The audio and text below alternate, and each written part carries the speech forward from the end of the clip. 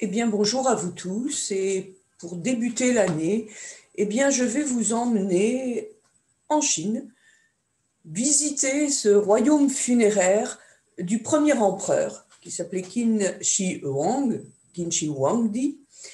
Vous voyez les dates, entre 260 et 210, donc nous sommes en plein 3e siècle avant notre ère.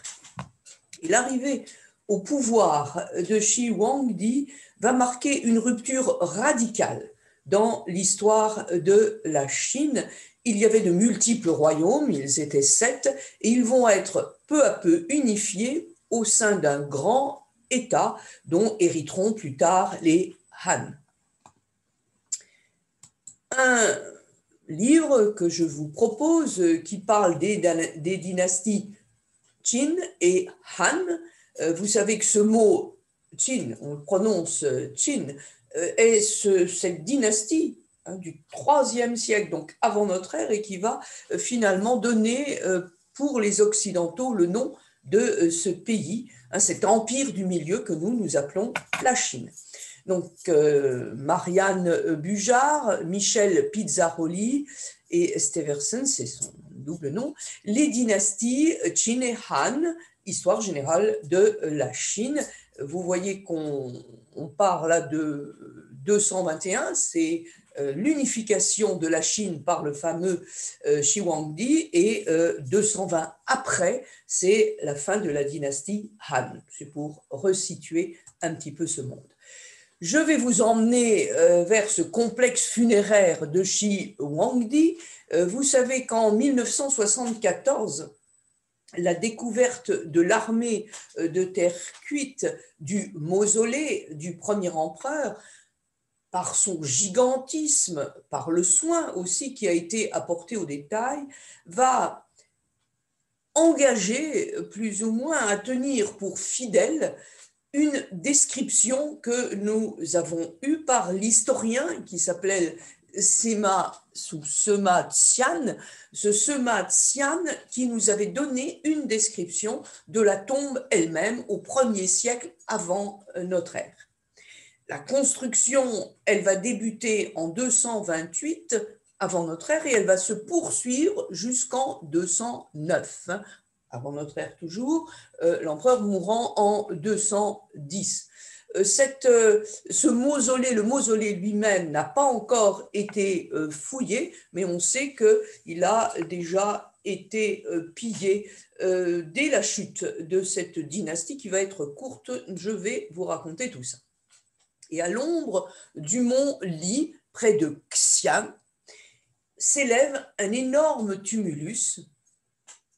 On pense qu'il montait à peu près à 115 mètres, maintenant il est à moitié, qui est ce tumulus funéraire qui renferme probablement l'un des plus fabuleux trésors jamais enfouis. C'est une colline qui a été édifiée de main d'homme il y a plus de 2000 ans et qui recouvre donc le tombeau de l'une des figures les plus importantes de la Chine, le prince de Qin, d'où vient donc cette appellation occidentale du pays.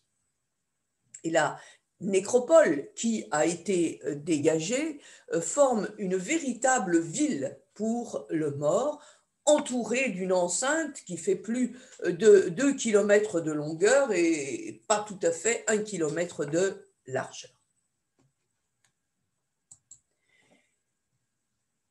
Être immortel, c'était l'impossible quête de Qin Shi Huangdi, ce premier empereur de Chine.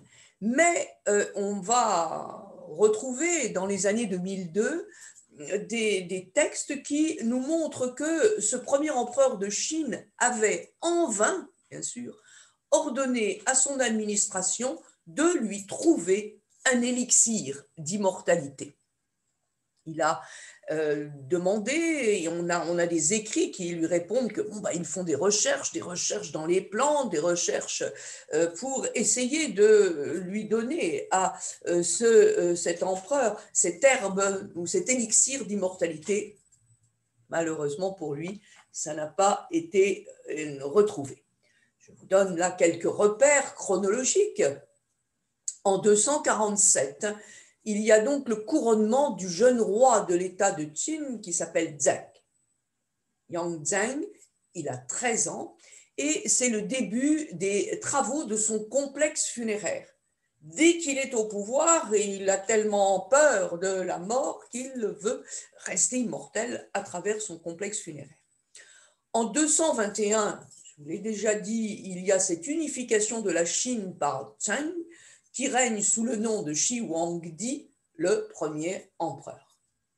En 210, il va mourir. C'est le début d'une crise politique parce que vous voyez, en 206, c'est donc 4 ans se passent, il y aura la chute de la dynastie des Qin et l'arrivée au pouvoir de la dynastie des Han, qui vont rester jusqu'au IIIe siècle de notre ère au pouvoir. Après notre ère, après Jésus-Christ, il y aura en 1974 l'exhumation de soldats en terre cuite de ce qui est aujourd'hui appelé la fosse numéro 1, donc près du mont Li, près 1,5 km. En 1976, la fouille dans 2 autres fosses. En 1979, l'ouverture au public de l'armée de terre cuite. Et en 1980, découverte de 2 quadriges en bronze et de leur conducteur à l'est du tumulus. Il y a eu depuis d'autres découvertes, je vous en parle tout à l'heure. Le voici donc ce Qin Shi Huangdi, l'auguste empereur. Il va régner en maître implacable et autoritaire de 221 avant notre ère à 210 avant notre ère.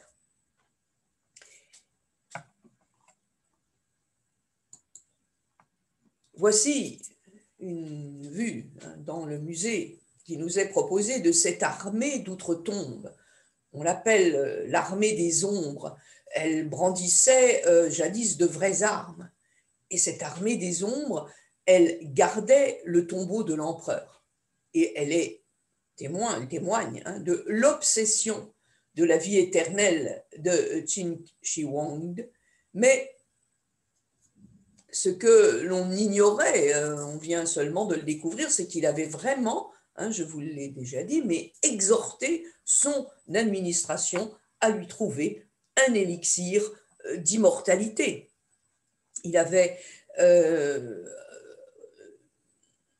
appelé certains villages pour qui lui répondaient qu'aucun remède miracle n'avait été trouvé.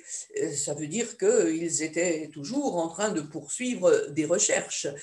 Également, dans la province du Shandong, il y avait une autre réponse qui lui faisait état d'une herbe cueillie dans une montagne sacrée, mais comme vous le savez, celle-ci n'a pas eu d'effet puisqu'il va mourir après 11 ans de règne. Il avait à peu près 49 ans quand il va mourir.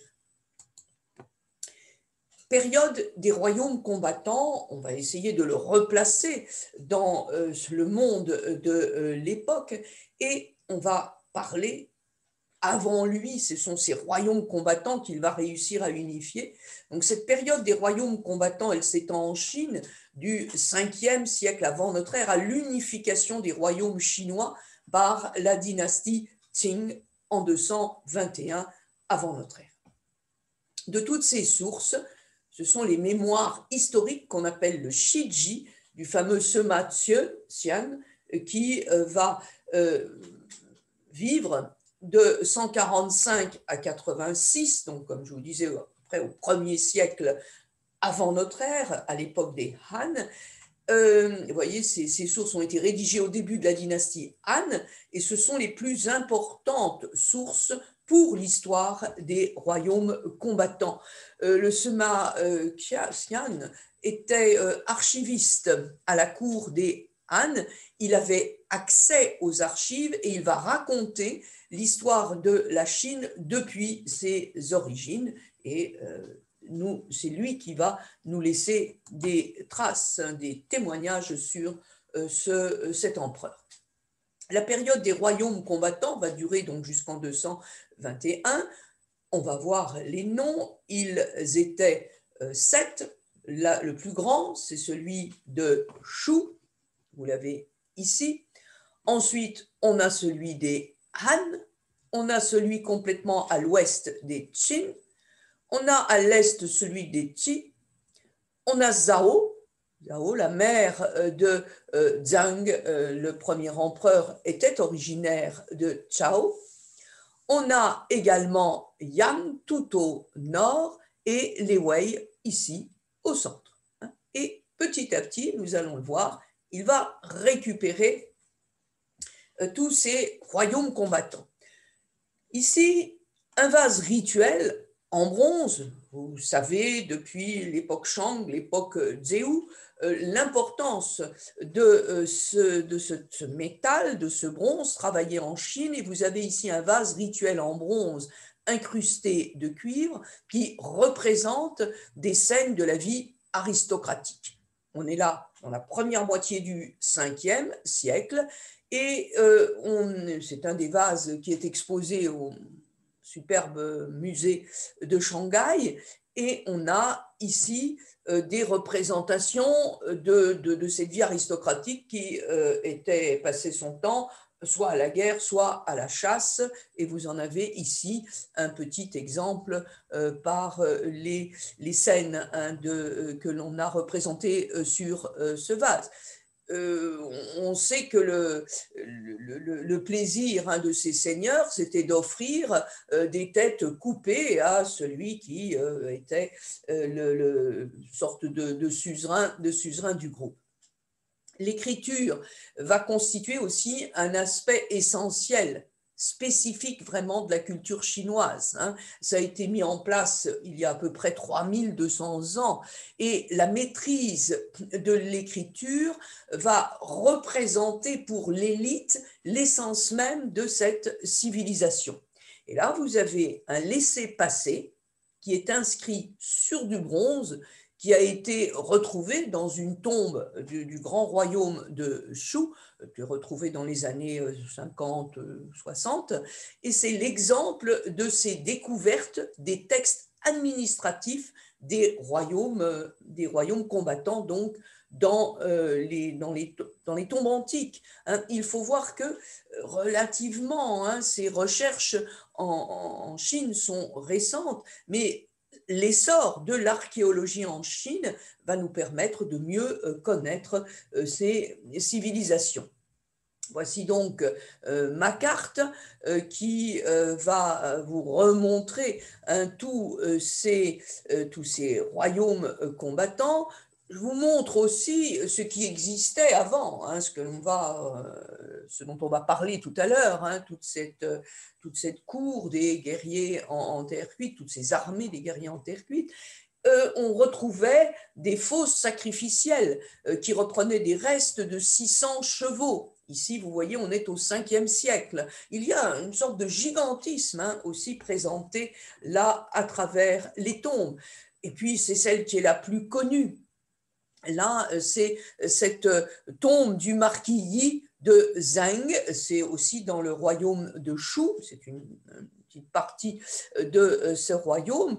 Et il est dans tous les livres d'art représenté cette salle avec le célèbre carillon de bronze, 65 cloches qui sont, vous voyez, suspendues à 3 niveaux sur un portique de bois. Le Zheng, c'est une petite principauté à l'époque des royaumes combattants. Il a été inhumé, parce qu'on a des écrits sur les sarcophages, en 433 avant notre ère, mais c'était aussi pour moi un plaisir de vous montrer donc cette tombe du marquis. Elle a été découverte en 1977, un petit peu après ce que l'on a retrouvé pour King Shi Huang, mais vous avez différents compartiments qui ont été retrouvés. Vous voyez ici le grand cercueil du marquis qui a été fait, dit-on, dans un décor complètement traditionnel. Mais ce qui est À l'intérieur, il y avait le petit cercueil. Et regardez, parce que ça m'a fait penser à l'Égypte, pour ceux qui suivent avec moi quelques cours d'Égyptiens, enfin du monde de la civilisation égyptienne, il représente sur ses longs côtés, ici, ce sont des portes et une petite fenêtre ici. Et puis sur le reste sont représentés des personnages de l'au-delà qui sont supposés protéger le défunt. On est dans le même état d'esprit que les sarcophages égyptiens avec les deux yeux qui sont censés permettre par magie aux morts de revenir dans le monde des vivants. Voici donc la fameuse salle où se trouvent ces 65 cloches de bronze qui sont toutes retenues sur une charpente qui était finalement ouvragée. Ça montre à quel point les arts, quand on dit royaume combattant, on a l'impression qu'ils passaient leur temps à lutter entre eux. Eh bien non, ça montre à quel point les arts prenaient une place importante dans les cours des petits royaumes d'alors. Les sarcophages aussi emboîtés sont tout à fait raffinés. Ils sont couverts, j'ai oublié de vous le dire, mais de lacs, le fameux somptueux lac rouge et noir. On va voir aussi un autre, quelque chose, voilà, ça c'est le fameux, ce qu'on appelle le djan de bronze, qui permettait une sorte de coffres de bronze et qui sont isothermes. C'est un ustensile qui a été ingénieusement conçu. On voit, il y a une structure donc, qui est en deux couches, qui contient une jarre à l'intérieur, et l'association du djan, c'est l'extérieur, et de la jarre est prévue dans un but spécial. En été, il y a des blocs de glace entre le djan et la jarre qui vont refroidir le vin, et en hiver, il y a l'eau chaude dans le ventre du djan pour réchauffer le vin plus rapidement. C'est tout à fait ingénieux. Je voulais vous montrer aussi ces gardiens des tombes qui sont remarquables, avec justement cette idée que ces sortes d'andouillés qui sont là symbolisent, comme peut-être déjà à Lascaux, ce renouvellement de la vie qui passe par ces andouillés de cerf qui tous les ans repoussent et donnent une idée d'espoir. Regardez ici la grue en bronze, elle faisait partie aussi de cette tombe du marquis Yi de Zheng, et vous l'avez stylisée, je vous ai montré le détail pour que vous voyez la finesse du détail, mais ce sont ces animaux un peu composites dont a besoin le mort pour entrer dans l'éternité. Et ce sont bien sûr tous les propriétaires de l'élite, de ce qu'on appelle la classe supérieure, qui exigeaient, sans doute aux artisans, d'apporter tous les soins pour orner leur tombe. Voilà, encore toute sa splendeur. Également, des bronzes guns, des bronzes à section ronde et sculptés. On est toujours dans cet art du bronze de la Chine remarquable. Là encore, on vient de les retrouver, ceux-ci, et c'était pour vous signaler qu'avant Xing Huangdi, il y avait déjà ce souci dans le monde de l'élite chinoise de se faire enterrer avec des objets qui permettaient une vie éternelle. Mais l'événement dans la recherche idéologique, l'événement le plus marquant de l'histoire du Qin avant le IIIe siècle fut l'arrivée au pouvoir de Shang Yang. Il faut s'en souvenir de Shang Yang. Il a écrit, laissé le livre du prince Shang, qui va permettre de réaliser l'unification de la Chine. Quand on voit 7 royaumes, on se dit il y a sans doute une anarchie, chacun a son mot à dire, mais comment réussir à unifier? Eh bien, ça passe par une philosophie que l'on appelle légisme. Le légisme affirme que des lois rigoureuses et des châtiments durs sont nécessaires pour maintenir l'ordre. On est un peu dans ce monde qui va dire, comme Machiavel, qu'il faut débarrasser la politique de l'encombrante présence de Dieu et de la morale. Eh bien, Shang Yang, il va examiner les moyens de faire régner l'ordre absolu. Et pour lui, dans sa logique tout à fait inexorable, on va dire comme ça, il démontre que seule la plus impitoyable répression peut atteindre ce but. Il va préconiser l'instauration d'un système d'espionnage mutuel et il va indiquer comment ôter aux hommes la faculté de réfléchir. Finalement, il n'y a qu'à les abrutir par le travail. La liberté d'expression doit être rigoureusement proscrite, dans la mesure où elle permettait l'accumulation des biens. L'agriculture doit s'accompagner aussi de la guerre. Il va y avoir, lorsque finalement, on va conclure de cette manière, lorsque les citoyens ne seront plus que des automates, l'ordre parfait se trouvera réalisé. Je vous renvoie aussi à ce dont nous parlons dans l'atelier sur la Chine. Justement, Shang Yang, vous voyez les dates, 390, 338, il est donc un réformateur légiste chinois, controversé bien sûr, de la période des royaumes combattants.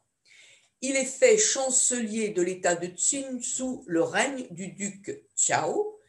C'est important parce que c'est dans cette mentalité-là que sera élevé le fameux premier empereur. Et il va essayer d'entreprendre, ce fameux Shang Yang, des réformes qui vont permettre au Qin de s'enrichir, de renforcer son armée et de vaincre ses voisins. Voici donc les royaumes qui vont donc qui vont être unifiés, et la capitale se trouvera ici à Xianyan, qui est tout à fait près dans le Shaanxi, donc là où se trouve Xi'an maintenant. Et voilà une armée redoutable qui répandait l'effroi. On disait que Qin a le cœur d'un tigre ou d'un loup.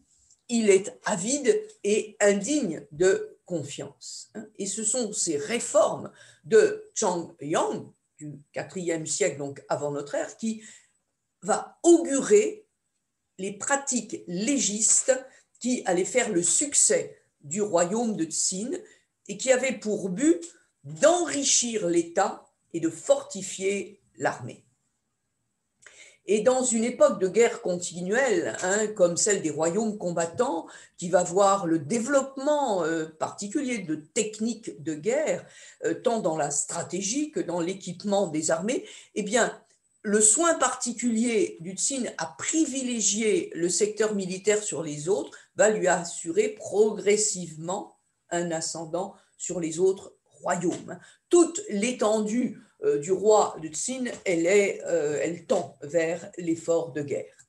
Effort de guerre, on va symboliquement présenter déjà ces soldats de l'armée en terre cuite, du tombeau, donc du Qin Shi Huangdi, qui sont équipés de façon similaire aux troupes de la fin des royaumes combattants. Voilà ce qu'on a retrouvé, des épées en bronze, une épée en fer. Ce sont les exemples de ces productions de l'artisanat métallurgique de la période des royaumes combattants. Encore des épées en bronze, certaines sont même incrustées de turquoise. ici une lame de hache en bronze, une arme courante sur les champs de bataille de la période des Tsu orientaux et des Tséou orientaux, et ensuite aussi des royaumes combattants. On reprend des hallebardes ici également de bronze. Celle-ci, vous voyez, là, il y a des petits détails sur cette hallebarde, des petits détails raffinés de turquoise. Donc, selon ce Marquia, Xian, les princes de Qin se disaient descendre de l'empereur Zhuangzi, un des 5 souverains de la mythologie. On est au IXe siècle et Feizi, qui est connu sous le nom de Qin Ying, est le fondateur de l'ancien État chinois de Qin, prédécesseur de la dynastie Qin, qui va conquérir les autres États et unifier la Chine en 221. Il était, ce Feizi, éleveur de chevaux, éleveur réputé de chevaux. Il va être engagé par le roi des Tséou, qui va lui offrir des terres sous le nom de Qin. Vous voyez ici là où étaient placées ces terres, et qui va anoblir la branche occidentale de ces hommes donc, qui vont devenir de plus en plus importants. Il y aura en 260 une victoire décisive de l'État du Qin sur l'État du Zhao, vous le voyez, durant la période des royaumes combattants. Et ensuite, le premier empereur va récupérer tous ces royaumes. On en est là. Je vous montre ici donc la fameuse bataille mémorable à Changping. Vous avez l'astérisque qui vous le montre. La légende dit que Bai Qi laissa en liberté seulement 240 des plus jeunes soldats Zhao. Le reste, comprenant plus de 400 000 prisonniers de guerre Zhao, fut enterré vivant. Et au total, le Zhao perdit plus de 450 000 soldats et le Qin la moitié de son armée. C'est juste pour vous replacer dans ce monde qui semble si cruel, mais nous allons voir que la suite n'est pas mal non plus. Qin Shi Huang, ou le formidable empereur. Il était intelligent, il était rusé, il voulait devenir le souverain le plus puissant que la Chine ait connu. Il va monter sur le trône au moment vraiment où la terre du milieu, puisque c'est le nom que se donne la Chine, était un chaudron d'États féodaux, ce que je viens de vous montrer. Le futur souverain, donc, il est né dans la capitale de l'État de Zhao, la terre natale de sa mère, sous le nom de Zhao Cheng, vers 259. Certaines fois on dit 260, il meurt en 210, ça donne une idée. Son nom de famille était Ying, son prénom Zhang, et le nom personnel du souverain n'étant pas par respect employé de son vivant, il est donc pour ses contemporains le roi de Qin. Et les historiens le mentionnent néanmoins comme roi Zheng de Qin. À la mort de son père, le roi Qin, on est en 246 avant notre ère, il a 13 ans. Et c'est son conseiller, qui s'appelle Lu Buwei, l'un des plus anciens fonctionnaires du royaume, qui va gouverner au nom du jeune roi. Mais à 21 ans, eh bien, il va le démettre de ses fonctions et assume le pouvoir avec de nouveaux conseillers. De quoi? Quel pays avait-il hérité? Eh bien, Qin était un pays prospère qui disposait d'un bon système d'irrigation et la plupart des habitants étaient des agriculteurs. Les autres royaumes considéraient un petit peu les Qin comme des barbares parce que, disait-on, ils ne connaissaient ni la musique, ni la science, ni les arts. Et on disait que le seul moyen de se faire remarquer par le roi, de gagner ses faveurs, était de se montrer héroïque au combat. On disait que l'homme qui revient avec la tête de 5,5, devient le chef de 5 familles du voisinage. Les châtiments étaient d'une grande brutalité. Les conquêtes vont se succéder et en 221 avant notre ère, la Chine est unifiée sous son autorité. Il prend alors le titre de Wang Di ou Auguste empereur. Il est connu dans l'histoire comme étant le premier Auguste, Qin en chinois, donc Qin Shi Huangdi. Voici donc là la carte qui vous montre la carte de ces conquêtes, de l'unification de ces royaumes sous la conduite du prince Zheng. Après l'annexion des derniers domaines, il va donc être celui qui va détruire successivement les Han, les Zhao, les Wei, le Shu, c'était le royaume le plus puissant, les Yan et les Tse. Ensuite, il va partager, il va diviser en 41 préfectures le territoire. Vous savez que dès qu'on commence à rentrer à dominer un espace aussi important, il faut diviser pour mieux régner. Nous en reparlerons de toutes ces réformes très importantes qui ont été menées. Et regardez, j'ai trouvé cette carte, mais c'est surtout, on aurait dit un ver à soie grignotant une feuille de mûrier. Là, on a des carreaux d'arbalète qui sont datés de cette période, qui sont bien sûr similaires à ceux employés lors des décennies précédentes sur les champs de bataille des royaumes combattants. L'origine du nom. Donc en 221 avant notre ère, il prit officiellement le titre de premier Auguste souverain en référence aux souverains légendaires. On en a déjà parlé de ces souverains légendaires, les 3 Augustes, les 5 empereurs. Et les 5 empereurs, il va prendre San, 3 souverains, Wang, Wu et empereur. Et il va donc utiliser souverain. Et vous voyez, empereur, il est vraiment le plus important, le plus grand. Le voici ici, le Qin Shi Huang, qui porte la coiffe impériale Mian Liu qu'il aurait inventée.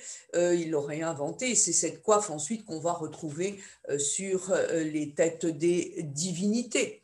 On va voir qu'il croyait en un empire fort, centralisé, dans lequel l'État figurait au cœur de toute chose.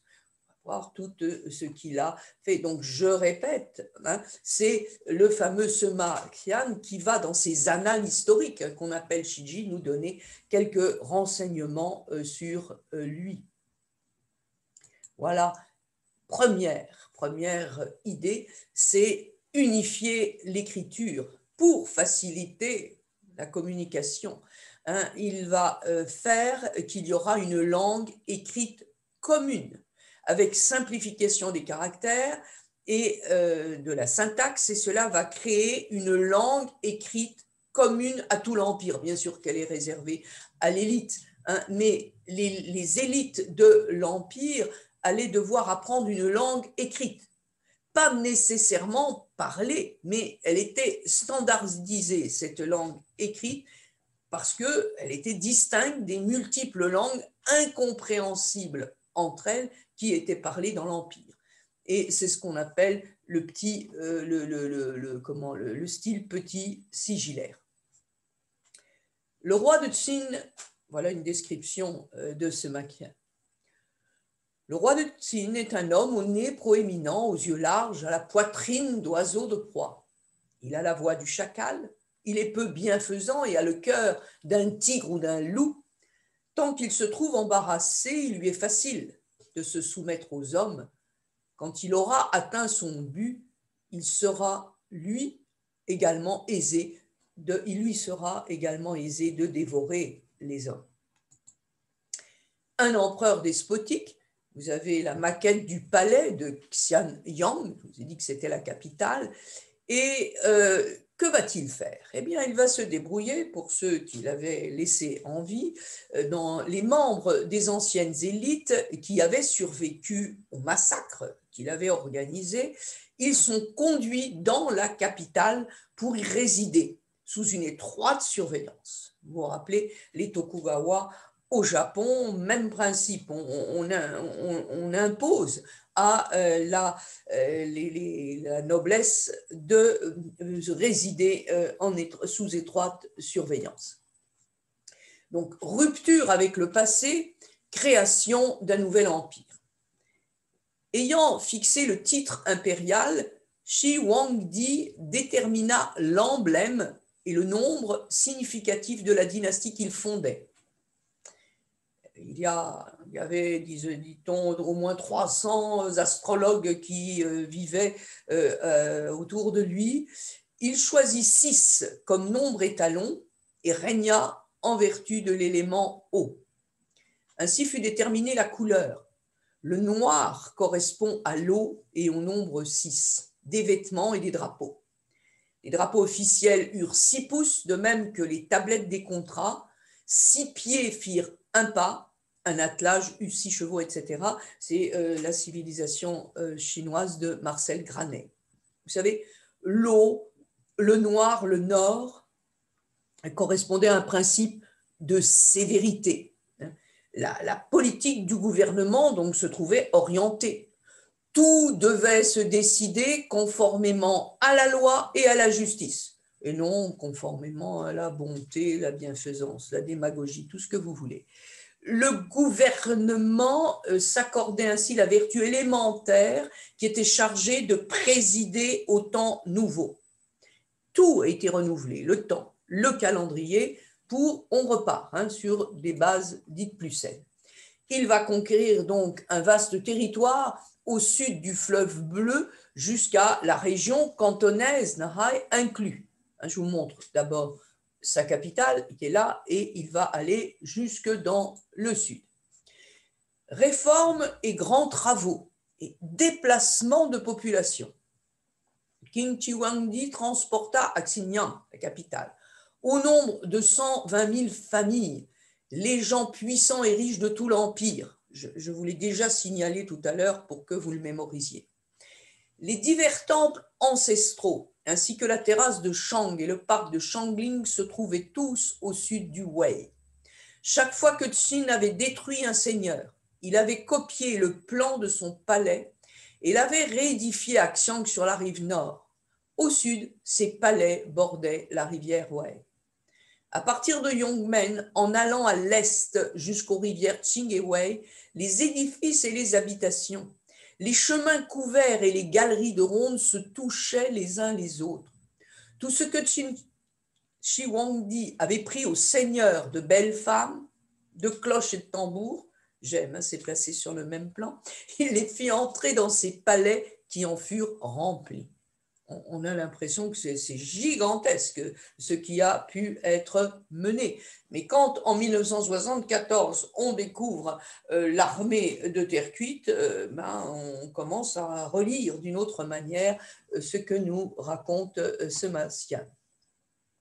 Construction d'un réseau routier et également de tout le système d'irrigation qui fonctionnait déjà pas si mal.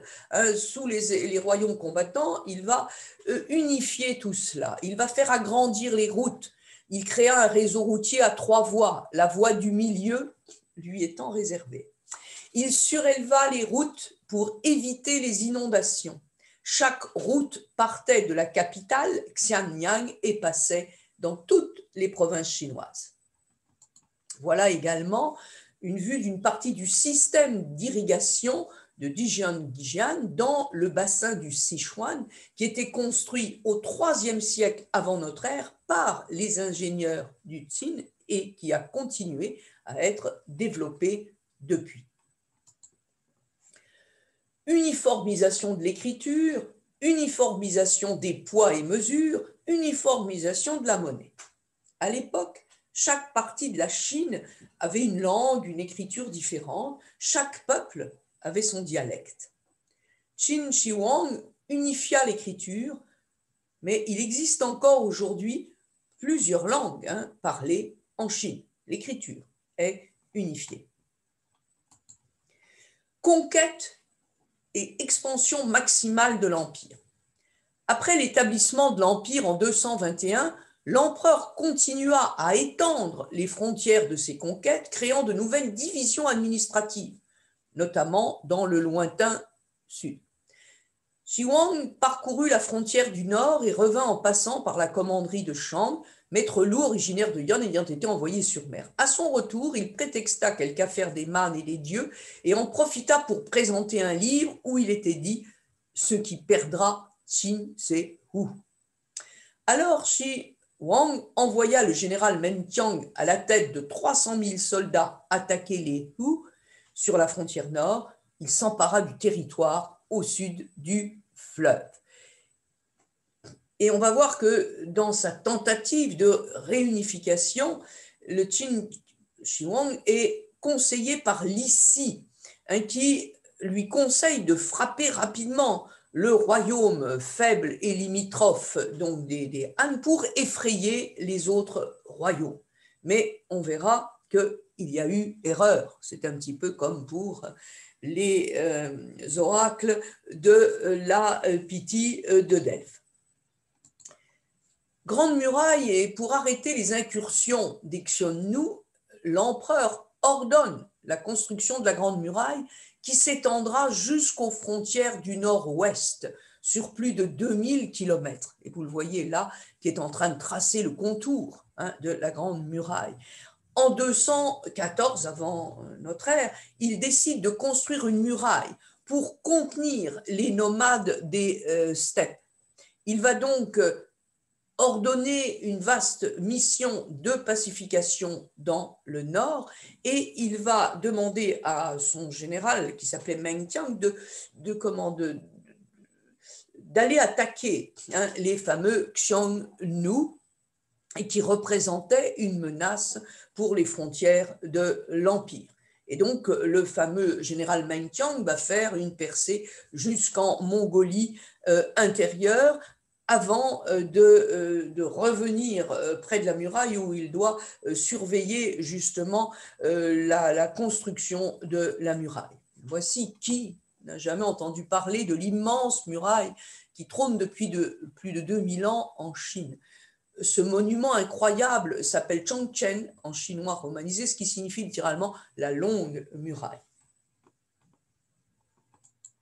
Voici la muraille allait relier quelques fortifications antérieures, des fortifications qui avaient 6 mètres de large. Maintenant, on parle à peu près de 6000 km. Elle a été reprise plus tard par d'autres dynasties, les Ming en particulier. Mais là, d'après le Shiji de ce Matian, il y aurait eu 300 000 soldats qui ont été envoyés pour bâtir la Grande Muraille, sur une durée à peu près de 9 ans. Alors, ces murailles qui sont dressées par ces États étaient assez rudimentaires. On utilise de la terre tassée. On profite des caractéristiques du sol chinois parce que cette terre tassée, finalement, elle devient aussi dure que de la pierre. Et il va y avoir donc facilement, rapidement, des murs qui vont être construits, qui vont pouvoir durer pendant des siècles. Et il va falloir... on dit finalement plus de 10 millions de Chinois qui sont morts pour la construction de la Grande Muraille.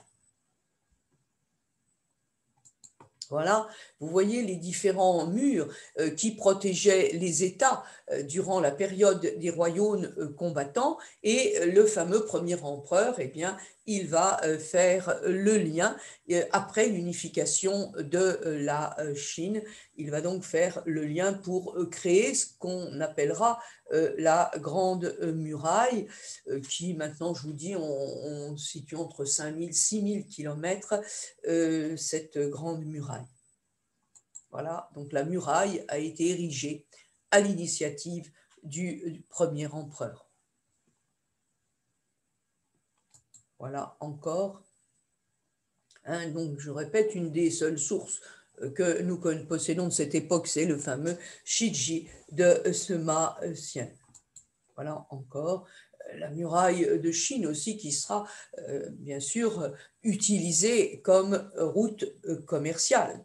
on le verra, avec ceux qui vont venir après, les Han. Hein, c'est à l'époque Han qu'il y aura aussi sur l'ouest la fameuse route de la soie. Voilà la muraille sous la dynastie Qin et en jaune la frontière chinoise actuelle. Donc c'est pour vous remémorer tout ça. Incendie des livres, là c'est pas du tout une belle image hein, que nous laisse ce premier empereur. En 213, le grand conseiller, Li Si, va prier l'empereur Zhang d'approuver la proposition suivante. Votre serviteur demande que tous ceux qui possèdent des ouvrages de littérature et de philosophie les détruisent. Ceux qui n'auront pas exécuté cet ordre sous 30 jours seront marqués et condamnés aux travaux forcés. L'empereur, c'est vrai, s'intéressait aux lettrés dont il sentait qu'ils pouvaient nuire à son entreprise en encourageant différentes formes d'hétérodoxie. Il leur fallait se conformer à l'idéologie officielle ou bien choisir entre l'exil et la mort. Et les grandes bibliothèques qui abritaient les anciens textes vont tomber sous le contrôle direct de l'État qui va stipuler que seuls les érudits autorisés pourraient y avoir accès.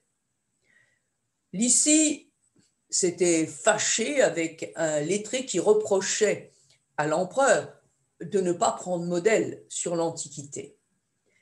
Et le but finalement était de rendre le peuple ignorant.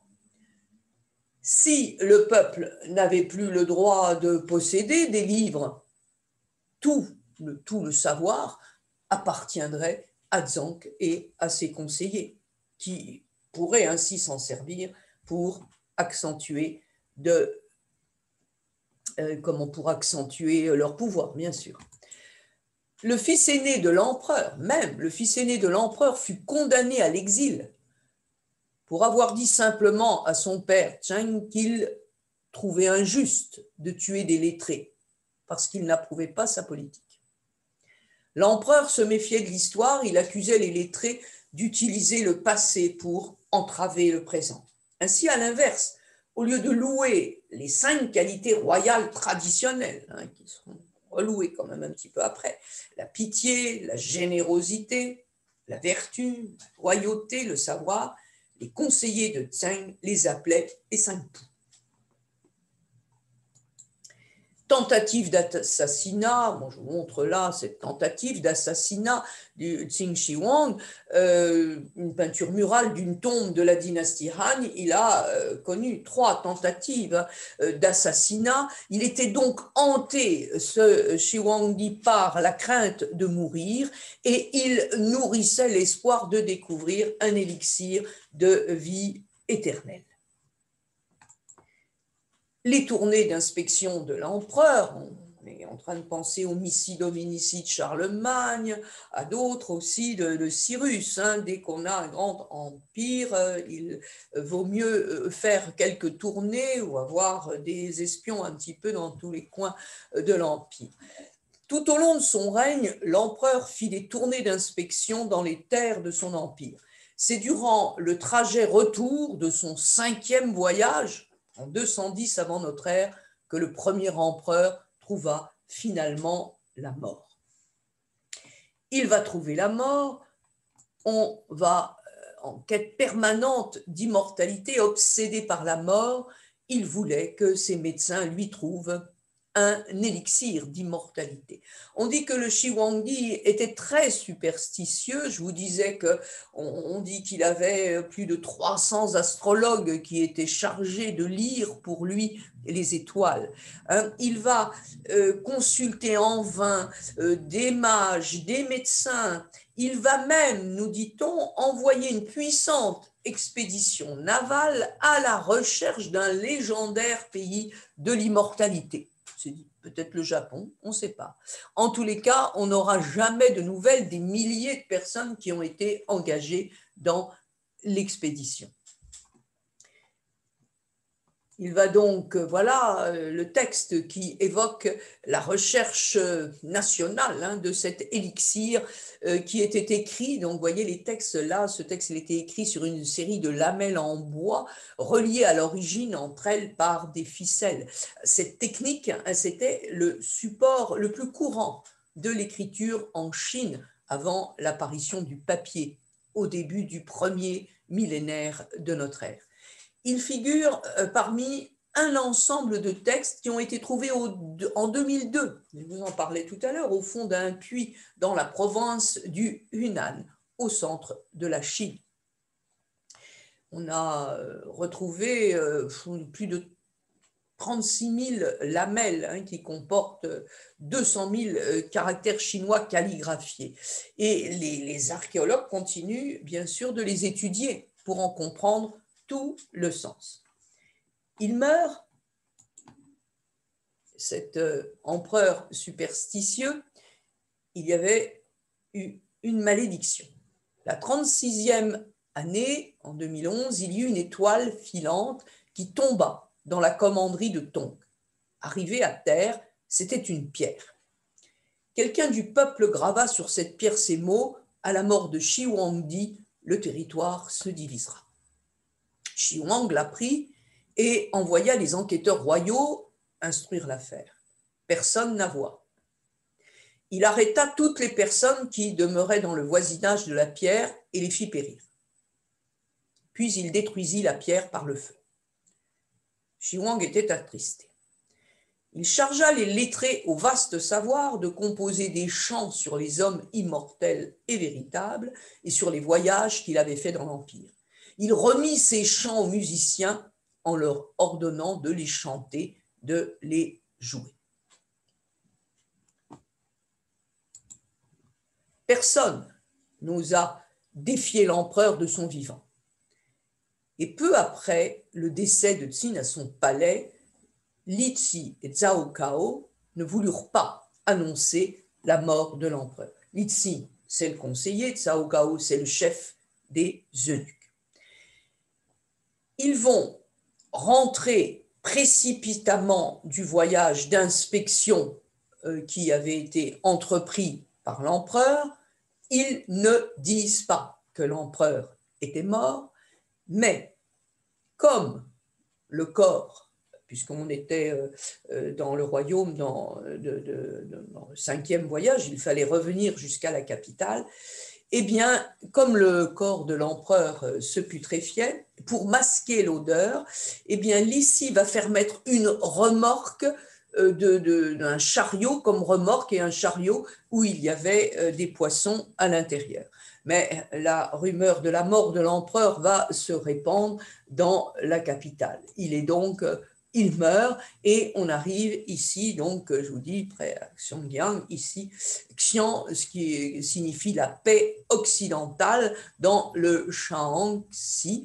Et on va donc se retrouver en 1974 et on aura un devin qui avait un jour prédit à l'empereur que Qin sera perdu par Hu, je vous l'avais lu tout à l'heure, et donc il était question pour l'empereur d'un peuple barbare, mais il n'avait pas pensé que ça pouvait être Hu, son fils préféré, parce que ce Hu qui était son fils préféré, eh bien c'est sous la dynastie, sous le règne de ce fils que la dynastie Qing va se terminer, une dynastie qui, d'après le premier empereur, devait durer 10 000 ans et la dynastie va s'effondrer.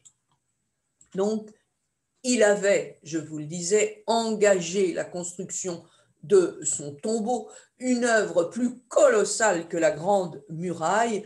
Des centaines de milliers d'ouvriers, des condamnés vont être affectés aussi à la construction. Il était prévu, selon l'usage antique, que les proches du défunt empereur soient inhumés avec lui, concubines en particulier, pour l'accompagner et le servir dans le monde de l'au-delà.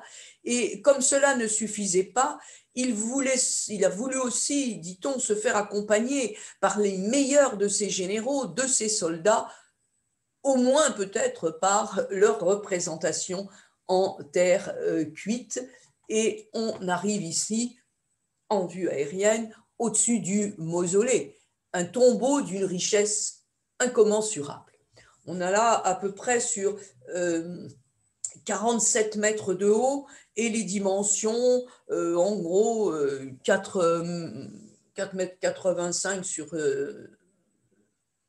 non, pas 4 mètres, 485 mètres sur 515 mètres. Et l'extraordinaire mise à jour de l'armée, au moins 8000 soldats de terre cuite, va quand même ne faire qu'accroître la curiosité des archéologues. Et à 1,5 km de ce qui a été retrouvé, eh bien, à proximité donc de la ville de Xia, il y a ce tumulus, et à l'intérieur du tumulus, eh bien, se trouve la tombe. Un tumulus qui fait, je vous ai dit, une cinquantaine de mètres de haut. On en connaît le contenu légendaire grâce au récit de ce Mathieu, et il y aura là encore des recherches qui seront faites. Il dit, ce Maskian, que 700 000 ouvriers auraient été requis pour sa construction. Il dit que, parce qu'il n'a jamais, il est sacré, ce lieu est sacré, il n'a jamais été fouillé. Mais au plafond de la chambre mortuaire, il dit que l'on représente les corps célestes, qu'à terre, on va dresser une carte de l'Empire en 3 dimensions sur laquelle sont disposés des modèles de palais, des tours, des édifices en argile. On dit que le fleuve jaune et le Yangtze-Kiang étaient gravés au mercure et qu'il y a toute une mise en mouvement par le mécanisme d'arbalètes qui viendraient à tuer ceux qui voudraient violer le tombeau. Voilà, vous voyez ici, donc, afin de protéger, dit-on, la sépulture impériale et ses trésors, bien sûr, des artisans y avaient installé des arbalètes à déclenchement automatique qui étaient destinées à abattre d'éventuels pilleurs de tombes. Et nous dit-on que le secret soit bien gardé, les malheureux artisans avaient été ensevelis vivants à la fin des travaux, ainsi que les concubines de l'empereur. L'histoire de l'armée de terre cuite, donc en 246, début de la construction du tombeau, en 206, fin de la construction, donc pendant près de 40 ans, plus de 720 000 travailleurs vont participer à ce projet grandiose. L'empereur est mort en 210 avant notre ère, donc on a poursuivi encore un petit peu les travaux après sa mort. Il avait une cinquantaine d'années, je vous l'ai dit. En 1974, on découvre l'armée de terre cuite. En 1976, on retrouve encore d'autres fosses. En 1979, on ouvre au public. En 1987, classement au patrimoine de l'UNESCO et l'inauguration de 3 musées annexes. Et les Chinois ont amélioré, aménagé d'une façon remarquable le lieu. Voilà le musée qui est construit autour du site de l'excavation et le plan du musée de l'armée de terre cuite. Vous voyez, quand on arrive ici. Pour ceux qui sont allés, je vais rappeler quelques souvenirs. C'est la fosse 1 ici. La disposition des fosses répond au strict respect des principes énoncés dans l'art de la guerre. Donc on est dans l'orientation vers l'est en direction des anciens ennemis du Qing. Vous avez vu où était placé le territoire Qing à l'ouest complètement. On va avoir la fosse 1, on aura la fosse 2 et la fosse 3 qui renferment là des éléments du poste de commandement qui se trouvent sur l'arrière. Je vous montre ici sur des livres que j'ai scannés, donc l'armée d'argile. On va voir donc des guerriers, on verra que ces guerriers, ils étaient peints. on va voir un petit peu tout ce qui est fait, même encore maintenant, pour restaurer au mieux ce lieu extraordinaire. Et c'est vrai que quand on a la chance d'aller jusqu'à Xi'an et voir cette armée de terre cuite, hein, donc site de l'UNESCO depuis 1987, on a vraiment une émotion. Donc en 1974 était découvert ce lieu. La fosse 1, elle mesure quand même 230 mètres de long, 62 mètres de large. Elle renferme l'armée principale avec plus de 6000 guerriers de terre cuite. Hein, la taille des guerriers légèrement plus grande et aussi que nature, hein, en fonction aussi de leur grade. Et il y a, on va revoir aussi 2 modèles réduits, mais à l'échelle moyenne, à l'échelle moitié, c'est des chars de bronze doré qui ont été découverts dans les années 80. Voilà encore hein, cette armée principale de plus de 6000 guerriers de terre cuite qui nous est présentée quand on arrive dans la salle. Je vous montre encore ici. Alors, les soldats de terre cuite, ils peuvent être regroupés dans différentes familles ou types. Alors, il y a les fantassins qui étaient en armure, il y a ceux qui sont sans armure, il y a des cavaliers avec une coiffe de tissu, il y a les conducteurs de chars de guerre avec un casque, une armure un peu plus lourde, il y a des porteurs de lances qui sont aussi embarqués dans les chars de guerre. Il y a bien sûr les archers, les arbalétriers qui sont à genoux, en train de viser. Et enfin, ceux qui sont debout, qui ne visent pas. Et à ces soldats, là, vous avez les fantassins qui sont là devant vous, il faut ajouter les généraux, les autres officiers et les sous-officiers. Je vais vous montrer un peu des détails. Là, on a des fantassins, il y en a en armure, il y en a qui sont sans armure. Ils étaient recouverts, hein, cette partie-là était recouverte, mais on voit qu'il y a eu des traces de feu, qu'il y a donc eu incendie. Vous voyez ici l'extraordinaire spectacle de ces guerriers que l'on dit les guerriers des ombres ou les guerriers d'outre-tombe. Ils sont rangés en ordre bataille et ils donnent un aperçu hein, de la formidable force de combat hein, de cette armée, de la formidable force de combat dont disposait la dynastie Tsin et aussi quand même du pouvoir hein, de cet homme qui va constituer une telle armée afin de protéger son tombeau, puis bien sûr son repos dans l'au-delà. C'est tout à fait impressionnant. Alors, les statues, elles vont se différencier les unes des autres par les spécificités, les expressions de leur visage, par leurs habits, par la coiffure, par la gestuelle. Et on va voir petit à petit qu'on va découvrir de cette manière un peu le mystère hein, de ce monde militaire à cette période. Et voici encore. C'est vraiment cette fosse, certains disent elle est au moins elle est de la taille, hein, je vous ai dit de 230 mètres, de la taille d'un hangar à avion, et elle représente la plus vaste et la plus spectaculaire des fosses. On estime qu'elle a abrité à peu près 6000 statues, pour l'instant on en a à peu près 2000 qui sont visibles au grand public. Voilà. Encore.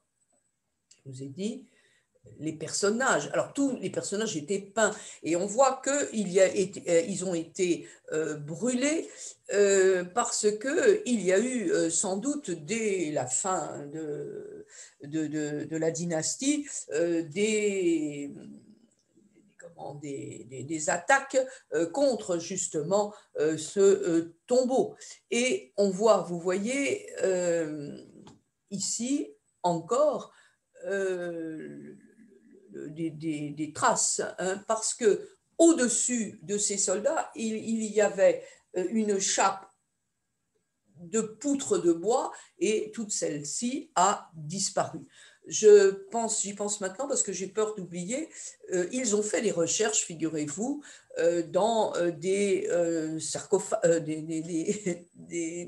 squelettes qu'ils ont retrouvés, et ils ont mis en évidence, ces scientifiques, des archéologues, un fragment d'ADN d'origine européenne, ce qui attesterait peut-être de relations bien avant l'ouverture de la route de la soie entre l'Europe et l'Asie.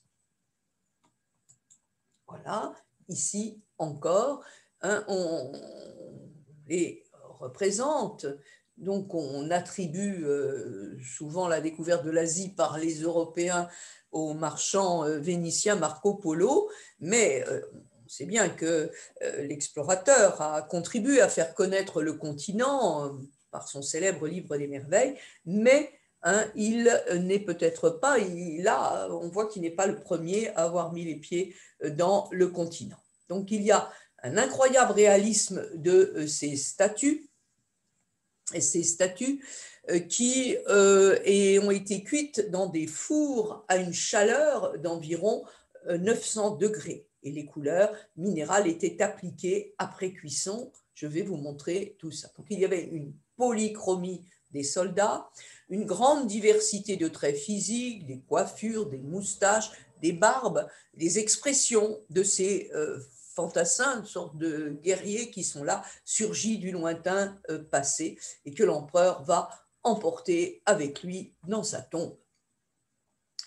Mais finalement, qu'est-ce qu'ils représentent, ces guerriers? Ils ont été arrachés à leur cercueil, mais ils proclament à la face du monde la gloire de Shi Huangdi. Ils participent un peu à son immortalité. Encore, voici, donc vous voyez ici toutes ces particularités, les formes de visage, les coiffures, les uniformes. Hein. Chaque personnage se différencie des autres par ses expressions, ses caractéristiques faciales. Alors en gros, ils ont fait des études et ils ont vu qu'il y avait 8 types qui correspondent chacun à un caractère chinois, en essayant de classer la forme du visage de chaque statue. Là encore, vous voyez un qui a été replacé avec quelques couleurs. On a accentué les couleurs. Voilà ce que je vous disais. Les statues étaient recouvertes. Vous voyez, elles étaient, parce qu'on a retrouvé sur des statues des traces d'incendie. Et on a trouvé à côté d'elles des restes de toits brûlés. Alors, on a aussi vu que toutes ces statues n'avaient plus d'armes, hein, et les archéologues pensent que le site a été pillé, a été incendié par les troupes des Han, hein, de ceux qui vont venir ensuite récupérer le pouvoir. Et tout ça a provoqué l'effondrement des toits des corridors et la destruction des statues de terre cuite, hein, parce que certaines étaient encore en bon état, mais une grande partie de l'armée avait été réduite à l'état de débris, hein, et qu'il y a eu une très grande restauration dans ceux que l'on que l'on retrouve sur place. Voilà un petit peu, vous voyez, une partie jonchée de statues, mais une grande partie ont été trouvées de cette manière. Et il va y avoir une restauration tout à fait importante. Voici, pour qu'on puisse les voir de cette manière. Donc, jusqu'à 1 million d'hommes, hein, selon les sources, auraient contribué à nous laisser tout cet ensemble de tous ces guerriers de terre cuite. Vous voyez ici un soldat en cuirasse et sa monture. L'homme mesure 1,85 m, le cheval, il est ici sur 1,74 m. Et on retrouve encore ici, dans la fosse 2, on a retrouvé des chevaux, des soldats Et c'est cette première unité qui comprend des rangées d'archers en position debout ou agenouillés. Et la seconde unité présente un déploiement de chars de guerre. Et la troisième, des groupes donc d'infanterie, de chars, de troupes en formation rectangulaire. Voilà ici un détail des chevaux. Voilà encore ces représentations ici dans les soldats et les chevaux dans la fosse 2 qui sont disposés dans un ordre de bataille rigoureux. On continue toujours à fouiller, à essayer d'améliorer, vous voyez, les visages. Alors on voit qu'il y a des visages types et que ces visages types, ils ont été créés en utilisant des moules spécifiques, mais on va varier malgré tout tous ces visages types avec de la terre glaise pour les personnaliser et donner l'impression que chacun d'entre eux est unique. Regardez, là encore, ce que l'on a retrouvé dans la fosse 2, je voulais vous montrer. Les trois catégories principales des soldats de terre cuite, donc les officiers, les soldats, les auriges, c'est ceux qui conduisent des chars, et les cavaliers. Les trois catégories principales, l'infanterie, donc où il y a les officiers, les soldats, les auriges et les cavaliers. Ce sont les trois catégories principales que l'on trouve. Vous avez ici quelques représentations. Je vous montre ici un général avec sa coiffe tout à fait particulière. Voilà encore un gros plan sur un général de face, de profil. Voilà encore un autre. Ici, vous avez un archer agenouillé. Vous voyez bien là les traces de couleur. Regardez derrière. Hein, le voici. La vue rapprochée de cet archer. Regardez l'expression du personnage. Hein, très, très beau. Je vous le remontre et un autre à droite. Les archers agenouillés. Regardez les détails de la coiffure à l'arrière. De face maintenant. Les archers en général, ils tournent un peu la tête sur les côtés. On les reconnaît à leur chignon qui est situé du côté gauche de la tête. Et voilà, en voilà encore un autre archer. Ça permet, regardez la délicatesse ici, la natte derrière, je vous ai montré l'autre, mais ici, regardez le soin apporté au moindre détail de la chevelure, de la coiffure de ce soldat. Voilà. Encore un autre. La fosse 3, elle représente le poste de commandement, c'est la plus petite de toutes. Dans la fosse 3, on a retrouvé 68 statues de terre cuite, dont plusieurs étaient sans tête. Tout à l'heure, on verra comment elles étaient placées, ces têtes, sur les statues. De toute évidence, cette fosse représente le poste de commandement, puisque les statues qui y sont présentées sont des statues d'officiels. Et là, on rentre dans la partie du musée où l'on a justement des soldats en terre cuite avec les chevaux, et c'est surtout cette fameuse salle d'exposition des chars de bronze.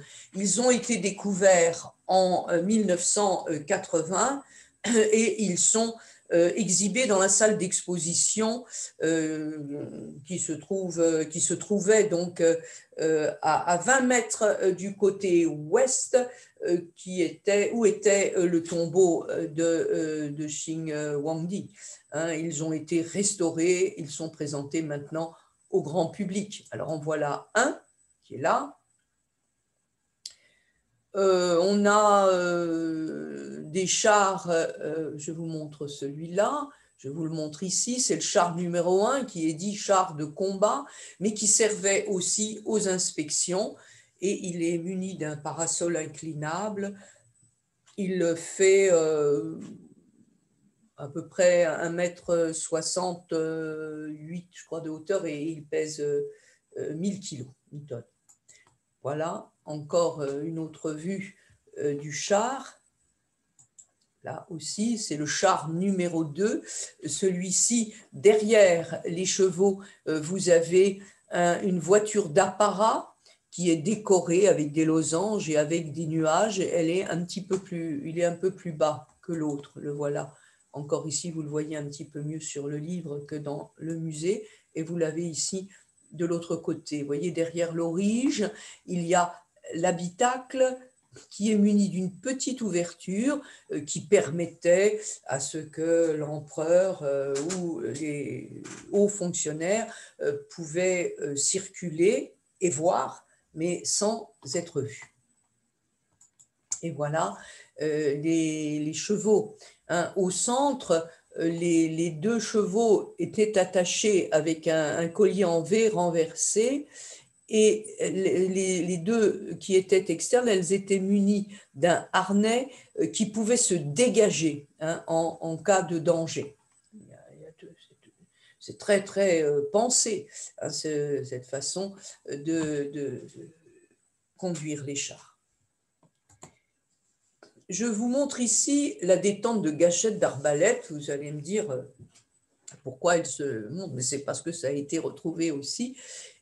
Parce qu'on pense qu'il y a une supériorité qui était due à l'arbalète beaucoup plus précise et plus puissante que ce que possédaient en général les barbares qui possédaient des arcs, hein, et que ça a été sans doute la dernière grande réussite de la technologie, en particulier des Tsin, avant l'arrivée de la poudre, et qui viendra plus tard, bien sûr, mais c'est une grande réussite de la technologie chinoise que cette technologie de l'arbalète. Et elle a dû servir aux Tsin. Une épée Jian, donc en bronze, recouverte d'une fine couche de chrome. C'est en fouillant et en retrouvant toutes ces armes qu'on arrive, pour les spécialistes, à mieux connaître cette armée. Et vous savez qu'il y a eu, malgré tout, des contestations à propos de l'armée enterrée, ce qui semble quand même un petit peu étonnant, parce que des doutes ont été émis par des hommes qui n'étaient pas archéologues à propos de l'authenticité de l'armée enterrée, mais malgré tout, quand on lit la description de l'armée par Sima Xian et sur le style aussi artistique des statues, on peut difficilement penser qu'elle n'est pas authentique. Hein. Et pour l'archéologue français qui s'appelle Jean-Paul Demoule, je vous en ai déjà souvent parlé parce qu'il est le président de l'Institut national des fouilles préventives, eh bien l'armée d'argile du premier empereur de Chine, elle fait partie de ces vraies découvertes, de ces vraies trouvailles archéologiques qui ont été présentées au moment de leur découverte comme des faux, tant elles paraissent improbables. Et voilà pourquoi donc l'armée, vous avez compris pourquoi il l'avait faite construire cette armée, hein, parce qu'il voulait jouir dans le monde de l'au-delà d'un prestige militaire, d'un statut impérial semblable à ceux dont il avait joui sur Terre. Hommage aussi à son armée glorieuse qui lui avait permis d'unifier donc la Chine. C'est peut-être aussi une alternative au sacrifice humain réel. Il y en a eu des sacrifices humains, c'est sûr, mais il va quand même sacrifier toute l'armée et donc l'armée de terre cuite permettait de se substituer à ces sacrifices humains. Alors, regardez, ces statues de soldats ont été confectionnées à la main sans aucun outil et on a ici la fabrique séparés du tronc, de la tête des membres qui ensuite étaient assemblés. Et vous avez, on évalue à 40 ans le temps nécessaire à l'achèvement de la réalisation de l'armée de terre cuite et du tombeau. C'est pour ça qu'on dit que dès le début de sa prise de pouvoir, il a demandé qu'on s'occupe de cette armée, de toutes ces fosses à remplir pour l'aider à rester immortel. Et vous voyez ici l'atelier de restauration. Vous avez ici des pièces qui sont un petit peu étonnantes. On dit qu'ils représenteraient des acrobates. Et c'est en voyant ces personnages un petit peu différents, avec des détails très réalistes des sculptures, qui, pour certains, donnent l'impression qu'il y avait une influence peut-être grecque. Donc, il y a eu ces recherches, je vous disais, d'ADN, où des traces d'ADN d'origine européenne ont été décelées sur les squelettes qui ont été que l'on a retrouvés dans le nord de la Chine. Voilà, à l'époque de leur fabrication, donc les statues étaient peintes de couleurs vives, rose, rouge, vert, bleu, noir, une couleur un peu mauve, lilas. Et ces couleurs étaient à base d'onguents naturels.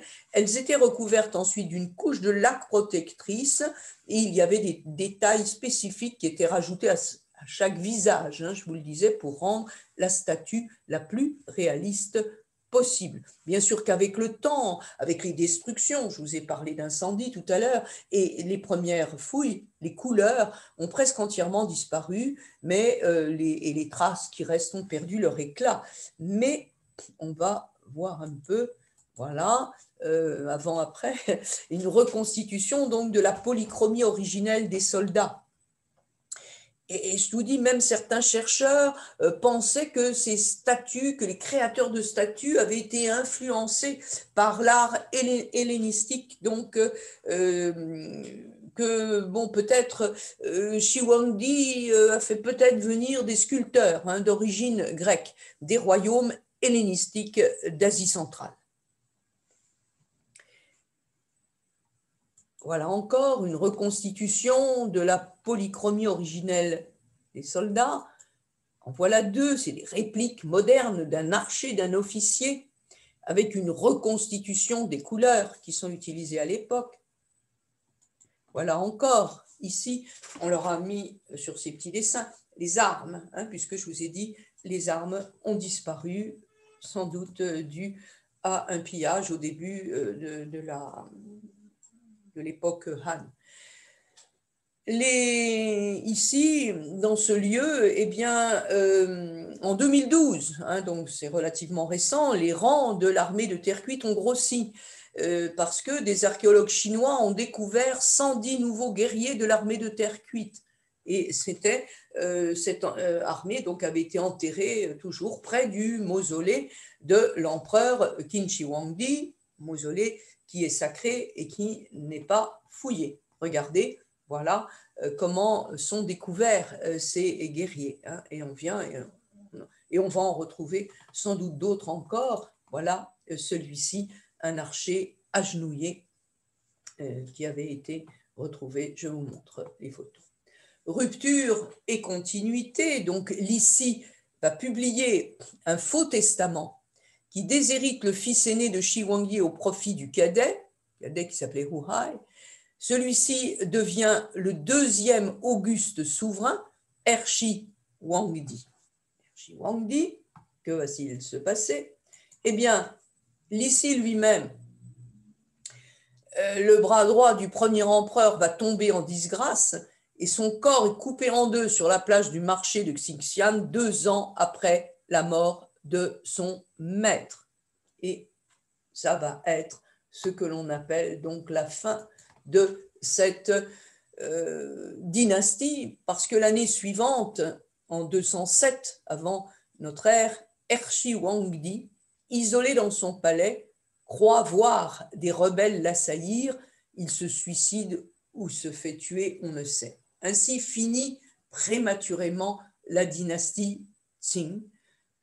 L'eunuque Zhao Gao, premier ministre du deuxième empereur, octroie une simple couronne royale a ainsi un neveu, le prince Zizieng. Ce nouveau règne ne durera que 43 jours. On peut alors craindre que la Chine ne retombe dans ses divisions d'autrefois. Mais contre toute attente, un fils de paysan du nom de Liu Bang va relever l'œuvre du premier empereur et la pérenniser. En 206 avant notre ère, après avoir écrasé les Qin et s'être imposé face aux Zhou, l'un des chefs insurgés, Liu Bang, fonde la dynastie des Han, et vous voyez 206 avant, 220 après. C'est ceux qui vont succéder. L'empire des Qin et l'empire des Han.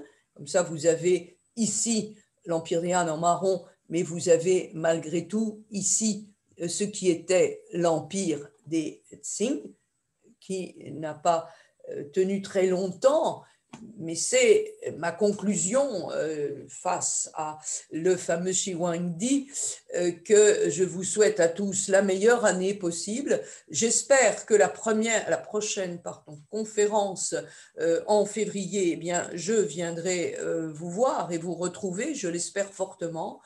Mais il était préférable qu'en ce début janvier, tout soit fait pour que nous soyons tous les plus prudents possible.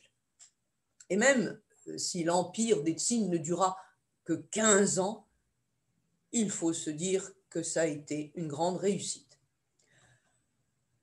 Le nom donc, de la dynastie déformée va arriver en Occident, a été l'origine du nom de l'Empire du Milieu dans les langues occidentales, dans les langues européennes, Chine en français.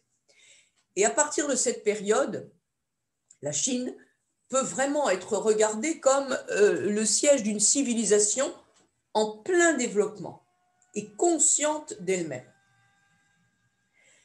Le King Shi Huangdi a légué à son peuple un empire unifié, aussi bien dans l'administration militaire et politique que dans les domaines culturels qui formeront au cours des siècles ce que l'on nomme aujourd'hui la Chine. Et cet empire va durer plus de 20 siècles. C'est un discours qui va, une destinée, qui va encourager des récupérations politiques. Et comme j'ai envie de vous le dire quand même, dans un discours qui a été fait à Xi'an, Mao Tse-tung n'hésita pas à se comparer au premier empereur et à ainsi vouloir légitimer le légisme. La découverte en 1974 des guerriers est une revanche posthume pour celui qui croyait que sa dynastie régnerait 10 000 générations. Et grâce à eux, le premier empereur a accompli son rêve d'immortalité. Merci à vous, à bientôt.